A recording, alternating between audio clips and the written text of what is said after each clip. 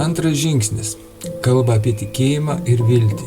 Jame pripažįstame, kad patys nebegalime kontroliuoti savo gyvenimo. Tačiau yra už mus galingesnė jėga – Dievas, kuris gali mus atstatyti.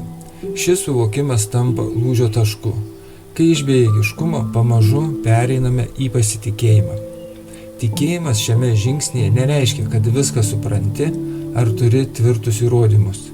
Jis prasideda labai paprastai, nuo mažo leidimo savo pagalvoti. Galbūt yra kažkas, kas gali man padėti. Tai dar nėra stiprus įsitikinimas, greičiau mažas atvirumas ir pasitikėjimo pradžia. Iš šio mažo, kabutėse galbūt, pamažu keičiasi mąstymas, vietoje bandymo viską kontroliuoti pačiam atsiranda mintis, kad yra didesnė jėga, kuri gali padėti. Kartu su tuo atsiranda ir viltis, kad gyvenimas gali būti kitoks. Svarbi šio žingsnio dalis – atsisakyti klaidingų įsitikinimų apie Dievą. Dažnai jie susiję su baime, bausme ar iškreiptais vaikystės patyrimais.